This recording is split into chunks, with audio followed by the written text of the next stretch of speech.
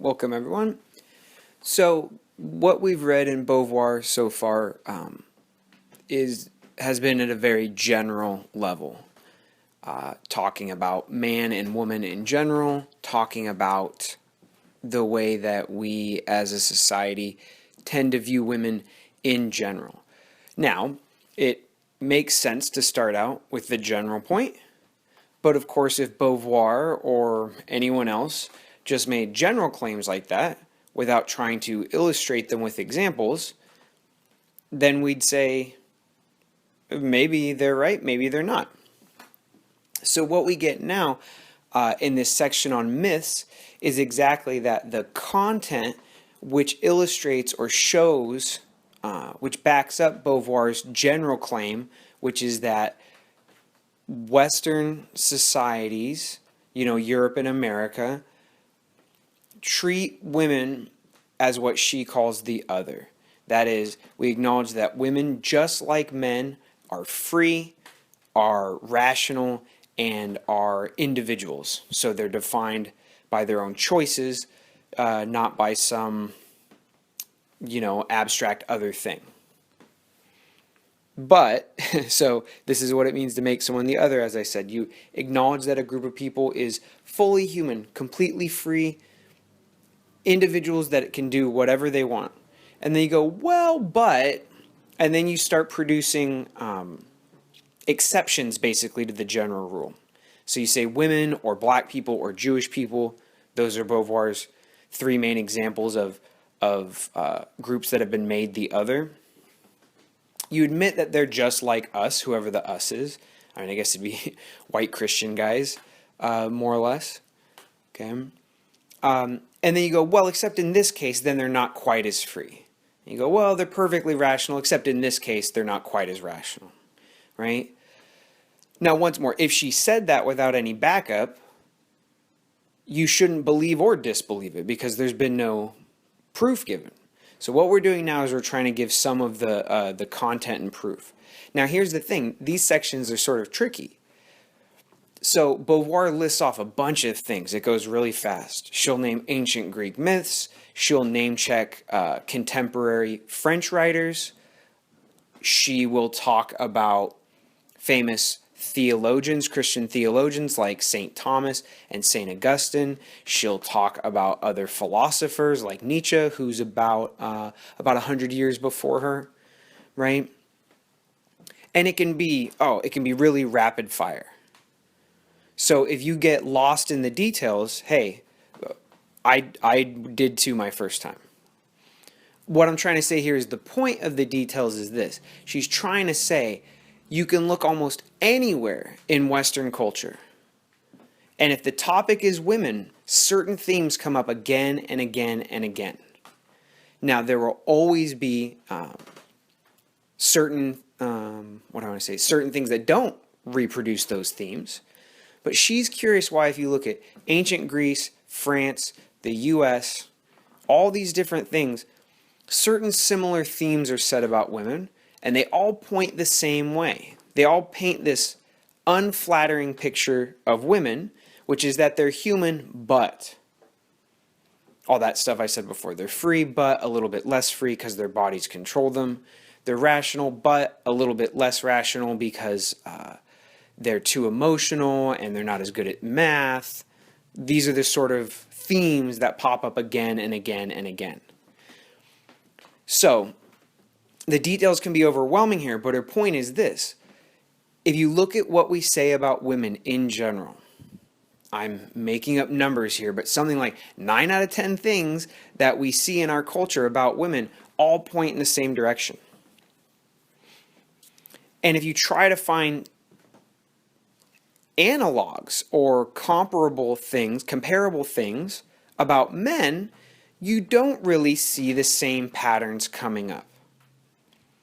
In fact, you sort of see the opposite patterns where, to summarize most of what we're going to talk about today, women are painted as more passive human beings, as if their destiny or their fate is to sort of sit there and wait, to be taken, to be instructed, to be moved, so a lot like an object, right?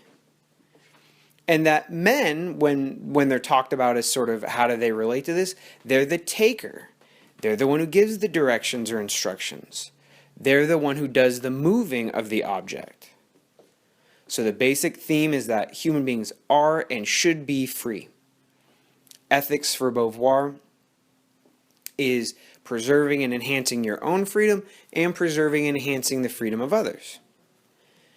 But what she says is, as a culture, what we do, and today's a bunch of examples from our culture, as a culture, what we do is we give a little bit less freedom to women and we protect the freedom of women a little bit more. Why? Because we think of them as being passive objects to an extent, and objects don't have freedom,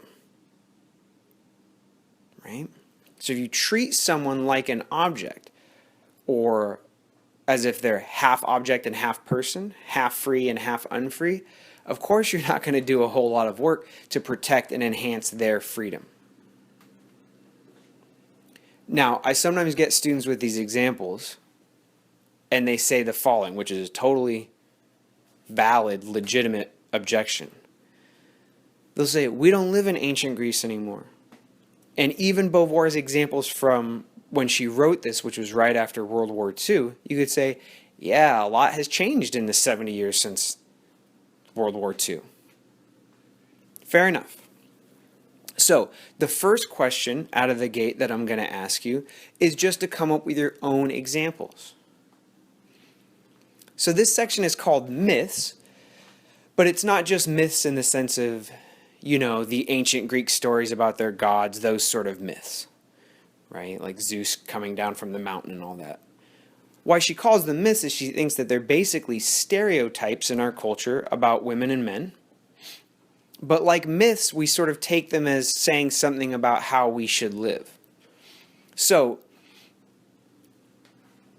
it's a little hard to describe what I'm looking for here, but I think you'll know what I mean, most of you. Just generate things in our culture today, that you see that seem to say something about men and women, about how men are and how women are. Now that's really general, right? So this is the kind of thing I mean, is think about what sort of female leads you usually see in movies, TV, etc. And then give us examples. Think about, on the other hand, what kind of male characters you typically see in movies, TV, etc. Think about also certain sort of stereotypes or cliches or sayings we have that to you seem to say something about how we view men and women. Okay, so what we're going to have here is we're going to have a list generated by you all of things you think symbolize in our culture how we view men and women. Right? Now, it could very well be that the list is mostly things, like just off the top of my head, Harry Potter, where Hermione, I don't know how you say her name because I don't watch the movies or read the books. I just know about it, right? She's in charge. She's much smarter than the other guys, right? Okay, most of the examples might be like that. Yay, equality, girl power. But then there might be a lot of other examples where, for instance, if you've got a friend who's had sex with, say, 30 people before they're done with college, and it's a guy, you probably won't want to date that guy, but we don't even have a name for that, right? Or if we do it something like player, which is, you know, not a horrible thing to be called. But if you have a female friend, same age, all the stuff basically the same, and she's had sex with 30 people before college, there's all sorts of names we have for people like that in our culture, and they're not so nice as the word player for guys. Same thing, the characters might be like Hermione. I clearly don't know what I'm talking about here. But most of the characters in movies are men. Way more than 50% of the lead characters in movies still are men. And when women are a lead character, usually she's in a love relationship. Right? She's not out there saving the world or being a spy or what have you. So I don't know the examples that you all are going to bring up. It could go very much the equality direction. It could go very much the other direction. It could be somewhere in between. But that's the first question to you all. If give me your own examples that you think symbolize what our culture thinks about men and women. Okay? So I would say pause the recording now and think about that, but this is probably something where examples will occur to you over the course of the whole time we're reading Beauvoir. So just keep posting them, right? Post them under the discussion heading that I'll post for this one, or just in the other Beauvoir discussions, just post your examples, okay? And we'll see if most of them back her up or if most of them sort of offer proof for some other reading. Okay. So the beginning of the reading today, page 159, and near the end of it, page 187,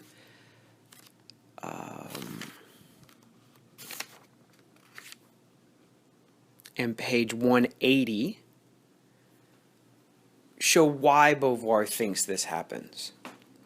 So we'll get to the reading in a second, trust me, but just to say a bit about Beauvoir in general, which I mentioned before as her existentialism, she thinks all of us recognize that that each one of us is a free individual. So you recognize in your heart that you can do what you want, and that that you're free to sort of define and shape your life as you see fit. That's just what it means to be human. You know that about yourself, and we more or less embrace it. Most of us like that, right? That we're free, you have a free will, and that you can choose what to do in your life. But it's also terrifying. It's also really scary. So as we see on page 159, she says, this is why a human's life is never plenitude, which means fullness, or rest. It's lack, it's movement, it's combat. Because since you're free to make your own decisions, what that means is every waking moment of your day, you have to choose something. And not just little things like, do I use the blue pen or the black pen for my notes? Do I study now or later in the day? But every moment of your life, you have to choose things, big things, like who do I want to be as a person? How do I define myself? Where do I want to be in 10 years? Okay, and that's true of all human beings. It's the sort of thrill and the thrill of being human is this power we have to choose our own lives, but also the scariness of that risk and responsibility, because you're responsible for all your own choices. So what each one of us does is, while we embrace our freedom, we're also a little bit scared of it. So what Beauvoir thinks is this is part of why we make other groups into the other. Our own pure freedom freaks us out. So we try to find something in the world that's like us, free, but also close to an object. You know, it gives us a little bit of stability in this crazy world. So this is what you see on page 160 and 161. She says, we treat women as this embodied dream, the perfect intermediary or in between nature and objects and free people. He says, when you treat women as an other, sort of half free human, half unfree object, then they give you neither the hostile silence of natural objects nor the hard demand of reciprocal recognition which genuinely free people pose to you.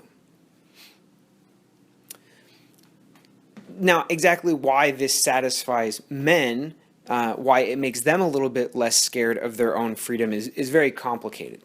We'll sort of see that as the reading goes on. But I just want you to understand here, Beauvoir thinks the basic motive of making certain other people unfree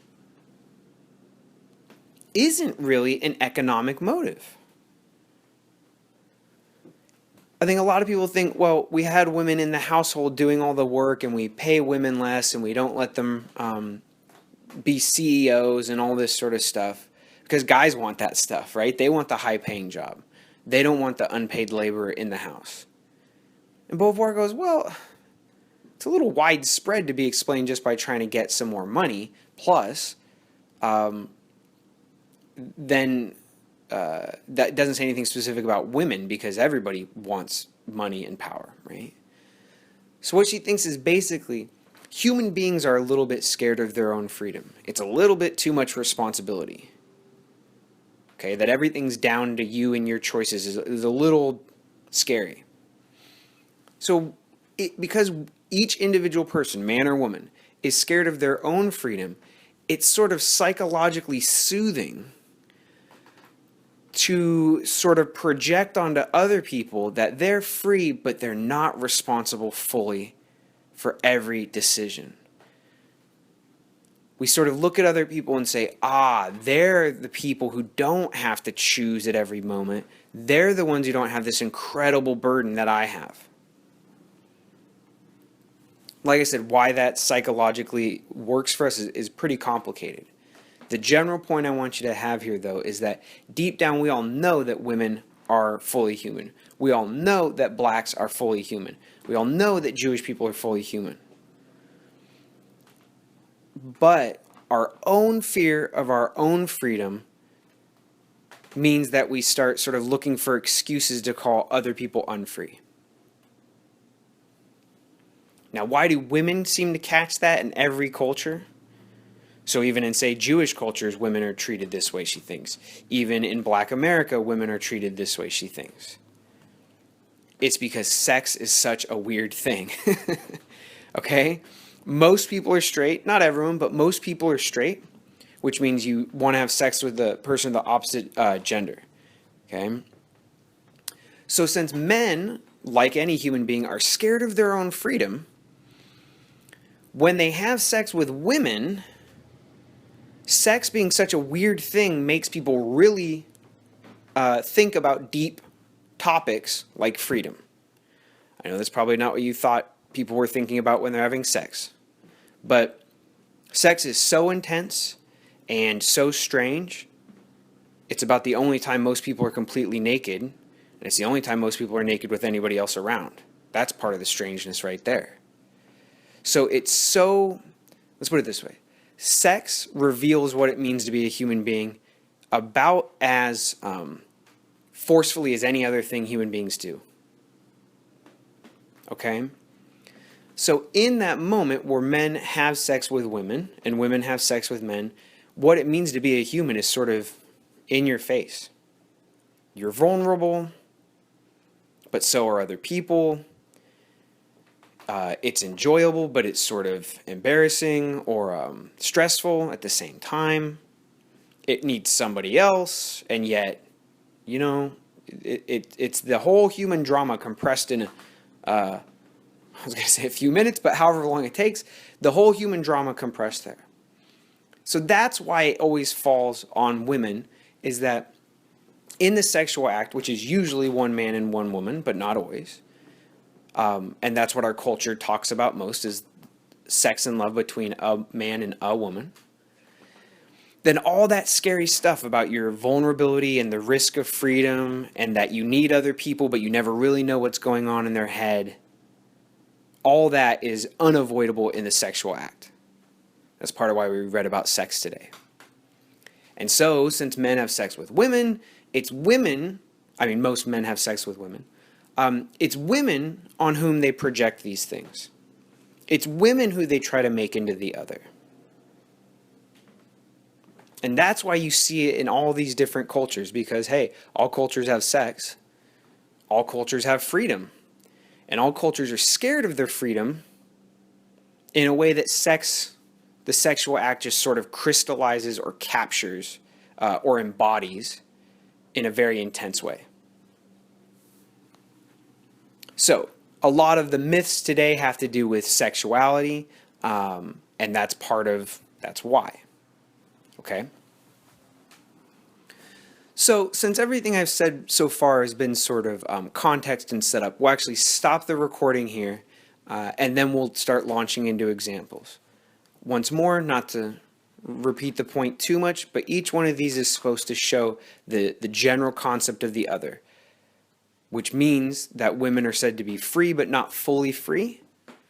And that's what you have to see in each of these examples. Not just a list of things that a bunch of dead people said about women, but symbols that we still believe in today that shape the way we think about women. And most of them point in this direction that women are a little bit less free than men, a little more passive. Okay, so we'll stop the recording here. The next one will be the actual content. Thank you, everyone.